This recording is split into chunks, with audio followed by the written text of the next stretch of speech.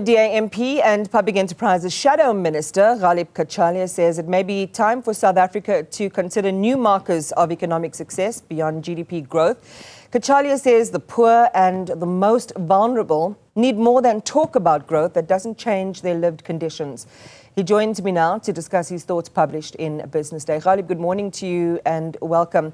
You know, reading your article took me back to that annual Oxfam report. You probably would have seen it every year on inequality and global corporate power, which lays out quite clearly how the world's richest, the five richest, in fact, have more than doubled their fortunes in the world since 2020. And they earn something at a rate of $14 million per hour, while nearly 5 billion people have been made poorer over the same period.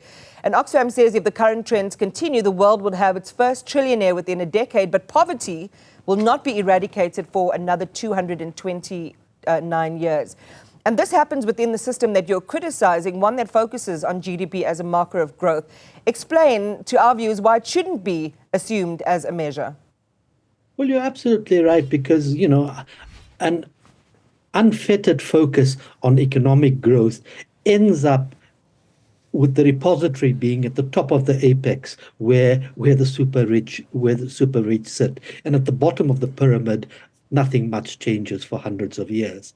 Now, it's you've got to what you've got to do is understand that we need to invest in people, and we need to uplift people based on their needs. And their needs are, we all know what those needs are. Those needs are the needs that dignify them, that allow them to become economically operative, that allow them to become citizens with effect in society. Now, of course, you need money to finance that, but that's a sequencing question.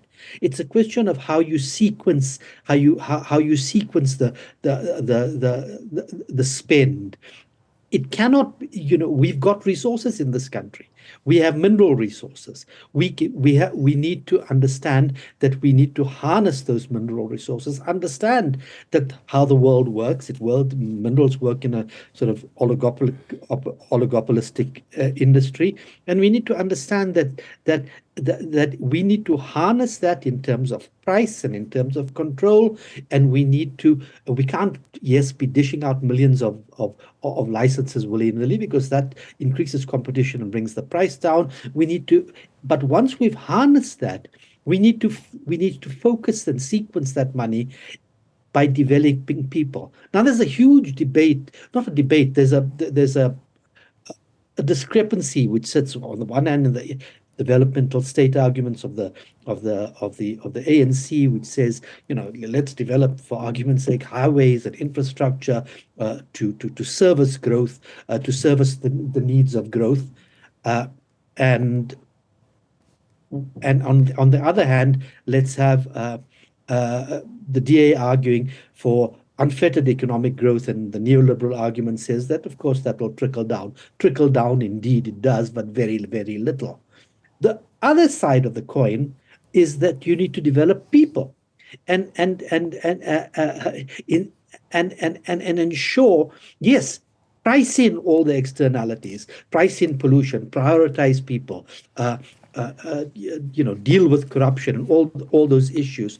But let's move in a different direction. Let's understand that the metrics that we use are faulty. That when you look at GDP as a metric, you're measuring all sorts of things, many of which are the wrong things, that don't influence or affect people in the way that's meaningful of they operate in society. So part of the question then is, you know, whose GDP, you know, who does GDP growth actually reflect? And part of your piece cites economist Thomas Piketty, who in Capital in the 21st century is arguing that in an economy where the rate of return on capital outstrips the rate of growth, it's inherited wealth that will always grow faster than earned wealth. So mirror that to South Africa and against this lament from Oxfam about the continued benefit in the current paradigm to big monopolistic capital. Of course, the highest Gini coefficient in the world sits in South Africa, and when they when the pressure is on the those who are largely unproductive, who live off the proceeds of capital, who don't produce much, and when the pressure's on them, then what they will do is actually take from the others by financial levers, and that keeps the majority of the population at a disadvantage, while their access and returns on growth are satisfied. Now that's something which Piketty addresses at length. I'm not an economist, but I get his point in essence, and that is what needs to be looked at. I mentioned in the article Ireland as an example where the GDP growth benefits a very small number of people in that country, and not ordinary folk. That's problematic. Now, as I say, it needs to be a different measure, a measure that weights things differently. We need to look at people's needs, and as I say in the article, we don't dismiss wants, but wants have to be addressed again in a sequence fashion after needs, so that we can ensure that needs are met. When needs are met, that powers the economy, that allows people to get productive. Okay, so let's drill deeper then into that concept, Ghaleb. What does measuring beyond GDP look like? It's New Zealand has begun to look at that particular issue. When we measure beyond GDP, we have to perhaps start with measuring GDP per capita and how that impacts people, and what the correct measurements of GDP would focus on, or you cannot, as Bobby Kennedy says in that quote that I talk about, GDP counts jails, napalm, nuclear warheads, and the like. That doesn't particularly uplift or affect ordinary people. So you've got to look at the things that affect the health of our people, the quality of their lives and their education, and the essential joy, the happiness that should be fostered. Those are terribly important things. Now, they sound fluffy, and people will dismiss it and say, this is just fluffy, it doesn't deal with the real issue. But it actually does. There's a symbiotic relationship between the factors that I've mentioned, and if you measure those intelligently, they play and have a very important role to play in the fostering of growth in the correct directions. And growth, and then you have to look at sustainability. That discussion's on the table, and you need to connect those two discussions, because they're not not connected.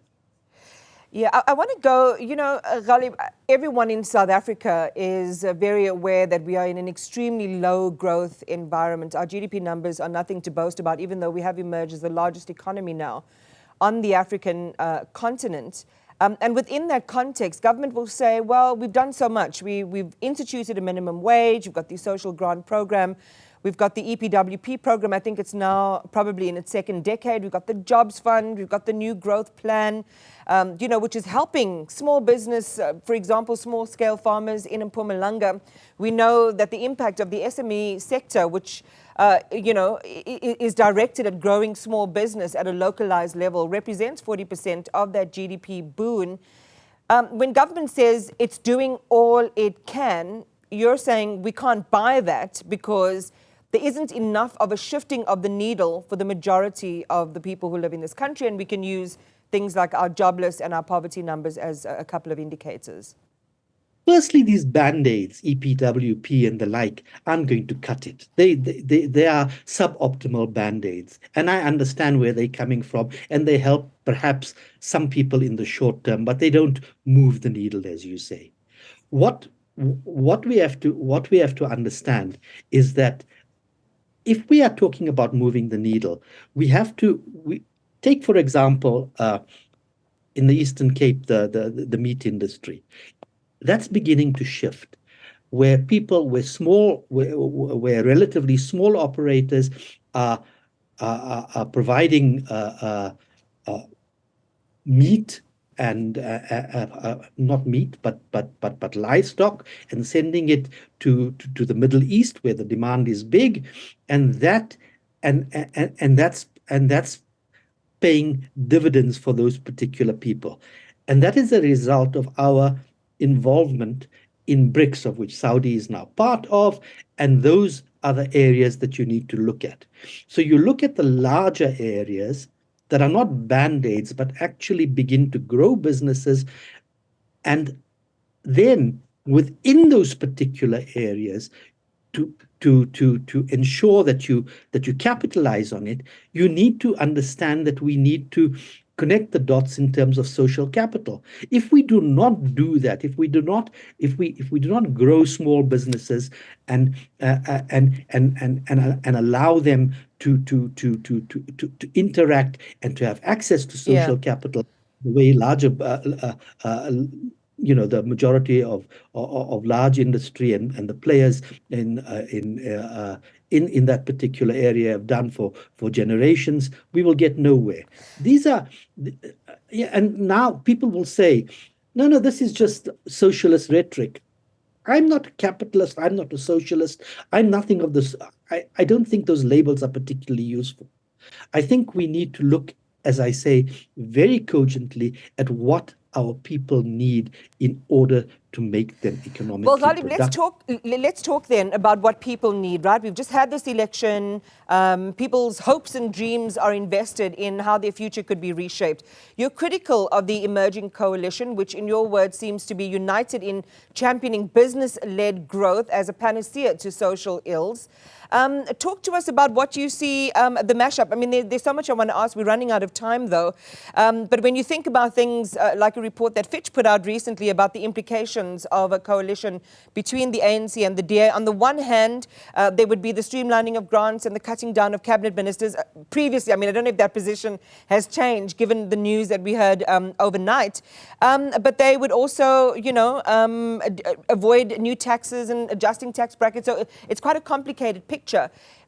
In the current form that it is right now, what are some of the problems that you see when it comes to achieving the goal of changing the lived experience of more South Africans every day and making them economically included? Well, you see, I think these discussions are putting the cart before the horse. You need to establish principles before you move to positions. This is now degenerated into a positional battle without a particular address to principles. Now, when I talk about principles, I refer to the things you mentioned. There are important differentiating issues which sit there. How you view the economy, how you view the issue of minimum wage, for example, how you issue, how you deal with the size, as you put it, of the cabinet.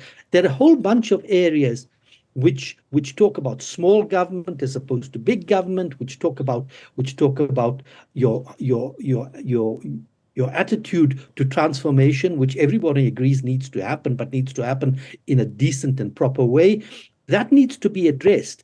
And until you have agreement around those particular things, which will impact people's lives, then you cannot just be clamoring for positional attitudes within a negotiation. As I say, that's the cart before the horse. Ghaleb Cachalia, thank you very much for joining us this morning and sharing your thoughts on, the lived experience of South Africans versus the way that we measure growth. Whose growth, and should we be looking at alternative measures? Informative. Appreciate your time today. That's former DA, MP, and commentator Ghaleb Cachalia.